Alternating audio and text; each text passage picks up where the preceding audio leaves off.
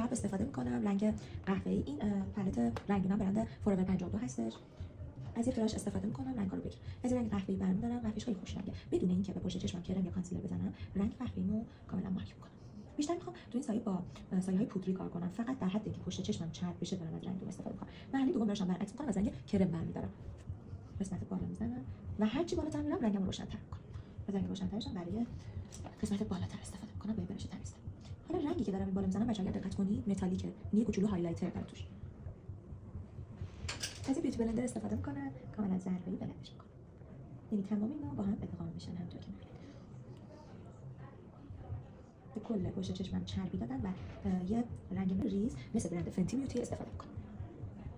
و با بلندرم روی چربی مارک میکنم. این باعث میشه که شاینه 24 ساعت موندگاری داره، چون بعدش روش پودر میاد، در واقع سایه پودری میاد. و روی چربی که باشه پیگمنت خیلی بیشتر به من میده. نشون میده.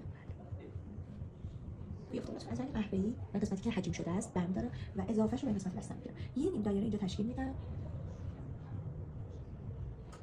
ببینید دقیقاً عین نیم دایره. چه کاریه که شما کرم و کانسیلر پشت چشم استفاده کنید؟ همونطور اون چربی با رنگینتون بدین، همین که رنگ سایه‌تون رو بهتر می‌کنه، همین که نیاز نیست از استپ به استپ پیش بیاد، کم رنگ شروع کنید. چون بیس چربیتون به ثانیه پیگمنت می‌بینه، پیگمنت خیلی قوی. واسه این دایره که تشکیل دادن دقیقاً زیر کلیسه. اگر دقت کنید دقیقاً زیر کلیسه. قهوه‌ای قشنگ مثل این دایره مارک کردم. واسه عزیزم دقیقاً زیر کلیسه. به هیچ عنوان رنگ بیس من پایه من که از قهوه‌ای تیره بوده بالای کلیس نمیاد.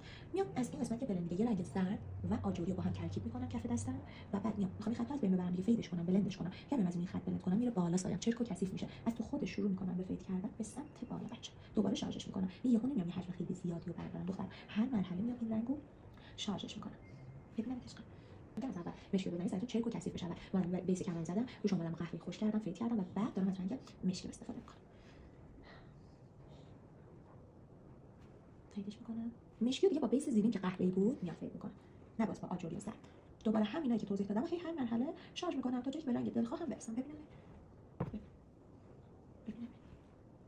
هر چقدر بخوام چشام کشیده تر شه این مشکی که میزنم انتهاش باید بیرون تر بیاد، اما قانونش این است قسمت ابرو انتهای ابرو دیگه بیرون تر نیاد بهتر. حالا باز با قهوه‌ای میام فیدش می‌کنم. ببینم